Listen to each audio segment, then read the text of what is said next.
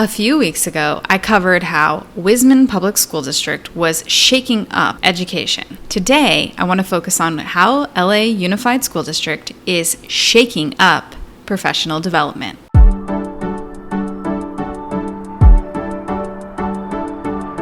Hi everybody, and welcome back to my channel. My name is Leena, Saleh, the Edtech guru, where we explore all things Edtech and education related. All right, let's do this. LA Unified School District is one of the largest school districts in the country. They have students from all walks of life. And being that it's in one of the largest cities, it also has the largest amount of students.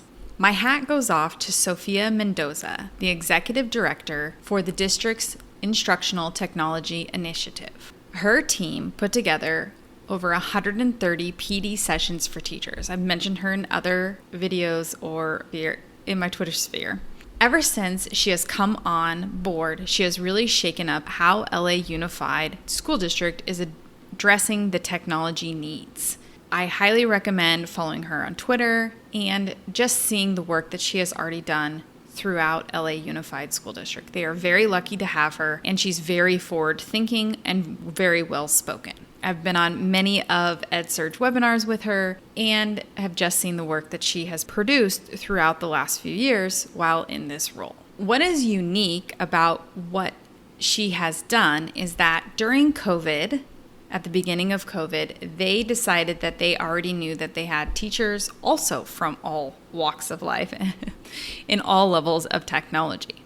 So instead of offering one canned type of program or one canned professional development and having her teachers go elsewhere, they wanted to control or be able to give the ability for teachers to choose what fits them and their technology types.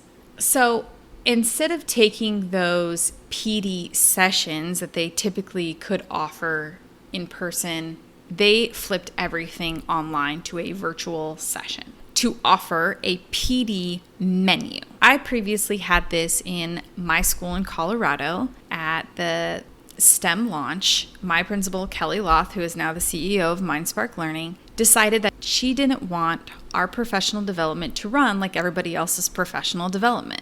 Everybody in the building is from all different teaching styles and years within the building. So instead, we always had those mandatory district meetings, but on the other days when we were required to have professional development, educators would teach different skill sets to widen the teacher's skill set. And you, as the educator, had the choice of which session you would like to choose. So every week you would put out a menu and it would be rotating. So maybe on every Tuesday, you offered the same session, and then you would pepper in different sessions and they would kind of repeat. So everyone had the opportunity, if they wanted to, take those other sessions. This created more of a voice for teachers, and personally, for me, it made me feel happier that I could choose something that I wanted to learn about rather than what I like to call a giant waste of time. We all know, we've already been there in any meetings, there's lots of time wasters, and nobody likes a time waster. Everybody's time is valuable. So if I'm going to be required to learn, I want to make it meaningful for where I want my students to be and for what I want to learn. Sophia Mendoza and her team decided that they want to make sure that the teachers had connections with those teachers that had that level of mastery, setting them up in a type of virtual classroom like they would be with their students, just to be very intentional and making sure that the teachers had that sense of connection. Because without that sense of connection, the teachers are going to be seeking professional development. In other videos, I've covered how teachers were seeking professional development on their own, and that a lot of districts and industry leaders were not providing the professional development because they too were lost. So instead of having that, Sophia and her team decided to kind of meet the teachers halfway by providing a menu of options that they could choose that would suit their experience level. And as teachers work through these sessions, either using Zoom or Hangouts, or sometimes they even would do Facebook support groups, it gave them the ability to also emerge and integrate with other districts like New York, and just exchanging the ideas and information instead of fully doing it all the way themselves. They were actually able to have a more personalized approach, but also create a sense of community. So that's also important. It's one thing when you go into a professional development session, there's not much interaction. Sometimes you'll meet with other teachers across your district and you never see them again. You never connect with them again. You never have the opportunity. So instead of doing that, you really wanted to create a sense of community, and that's really important. Also, LA Unified School District has been laying this groundwork for online learning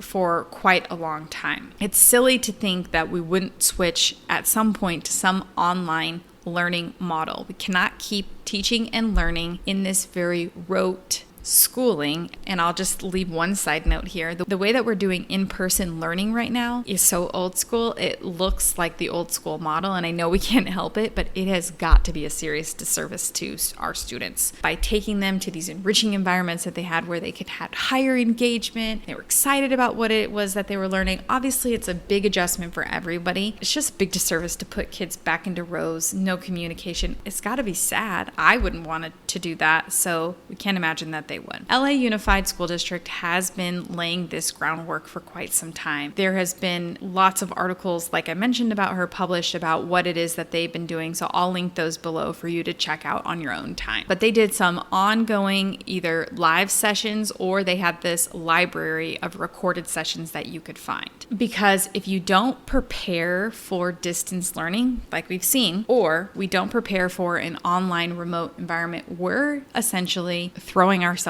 down a hill. You have to think about being future ready. And the future, if you can see anything from COVID-19, is that it has really taught people that you don't need to be in an office. Although it's nice to be in office, it's not necessary for all your workers to be there 5 days a week, burning out, driving to and from work, but giving them the ability to come when they want. And you'll see that when you do that, more people will actually come to work and have less of their feet dragging while they get there. So it's just important to really gather and be preparing and laying this groundwork. It gives you a greater ability to help differentiate for different kids' learning styles and modalities, and also to provide enrichment by doing this way. Because what happens is that we know that no class and no student is exactly the same. We don't want them to be the same. It's like a box of chocolates. You never know what you're gonna get.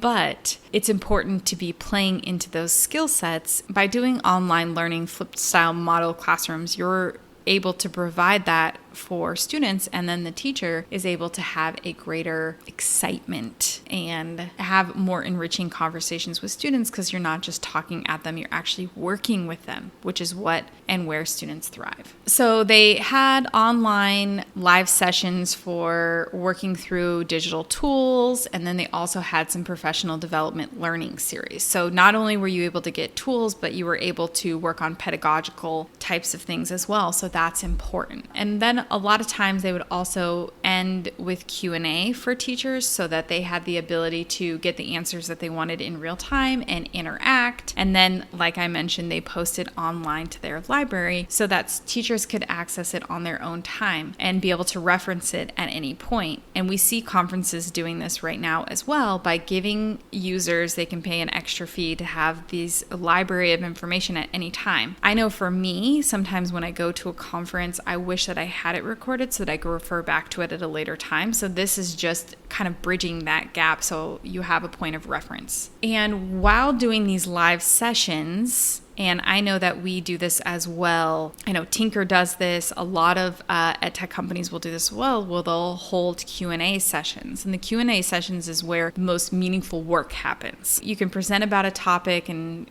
answer in the chat, but the Q&A is what really drives teachers' understanding for concepts. Not only that, but you're feeling like you can talk to adults. You can really just have more enriching conversation rather than just learning from something. The thing why people like influencers and, YouTuber type of situations, because you feel like they're talking with you and you're learning about their lives. You don't necessarily need to learn about each other's lives in the teacher setting, but you do want to have that adult conversation, especially when you're on what I like to call the struggle bus. Of course, with anything that you do, it has to be slow and you have to be patient. So you can't just give 130 live sessions to a teacher that's been teaching for 500 years and say, hey, here you go. Go ahead and turn all your stuff online and choose the sessions that fit best for you. It's going to be overwhelming. You just focus on a few things, like maybe you're learning how to flip a classroom. So you're working on video editing, or you're working on how to actually take your classroom instead of being so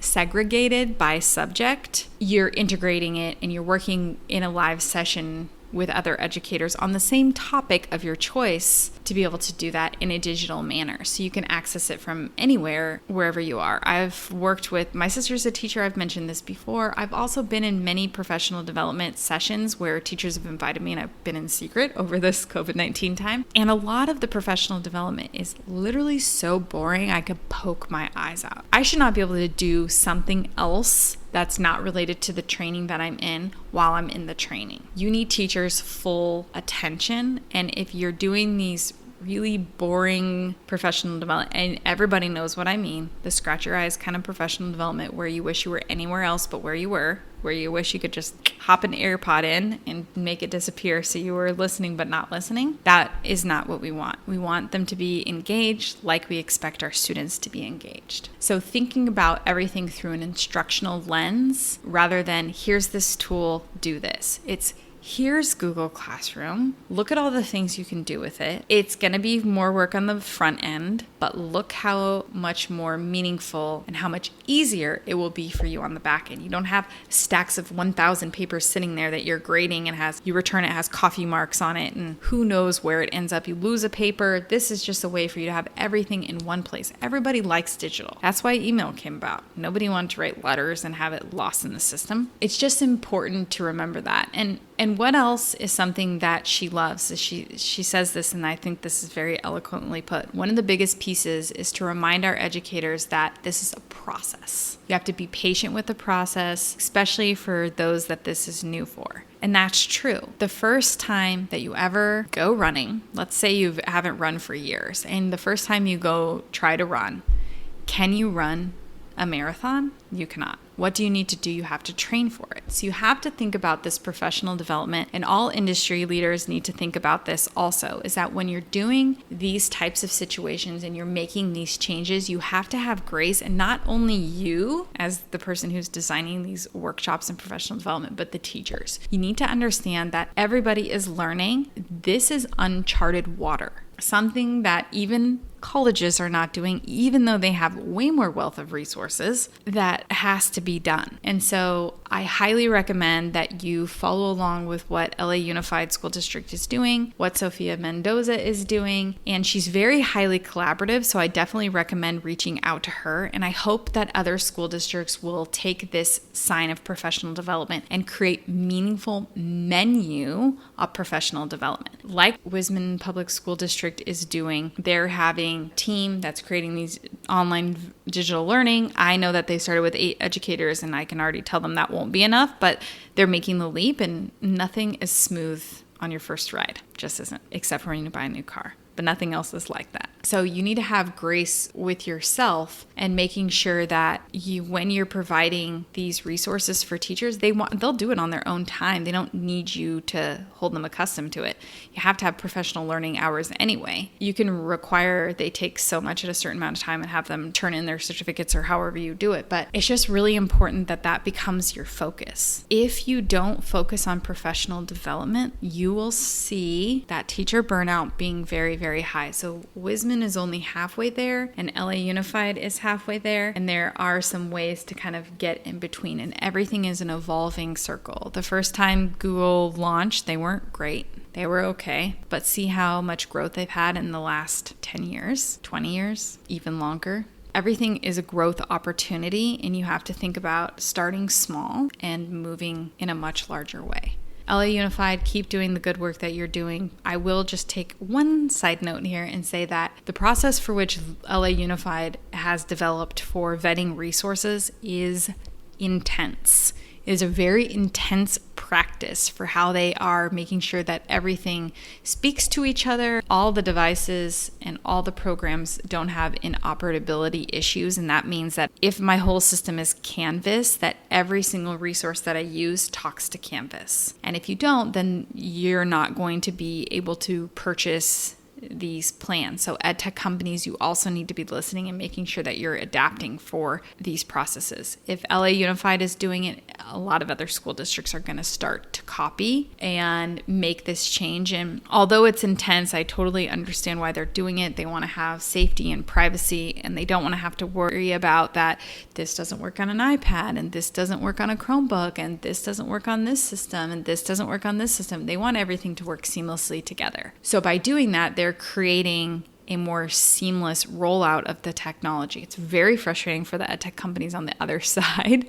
I was recently filling out some of their paperwork, and it's just very elaborate, which is great. Frustrating, but also great. You need to be able to make sure that your COPA and FERPA, we've talked about this so many times, but it is Digital Citizenship Week / month. But cybersecurity, as we know, has been a very big issue, from the Zoom bombing to everything that we've had so far. So they are doing a really good job with that, in addition to providing these professional development models. So I challenge you, school districts, teachers, bring these articles to your principals or to your district leaders, have these conversations with them. Nothing is ever going to be smooth the very first time. So just remember that everything is a really big learning process. And at the end of the day, by learning these tools and resources, this pedagogical way of thinking, it's going to end up helping your students and the partnerships with your parents and the partnerships with industry, any business that's outside of school.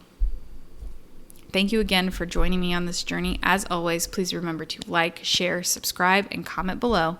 We'll see you next time. Bye. Once again, I want to thank you so much for following along on this journey. Please remember to like, share, subscribe, and comment below. And until next time, bye.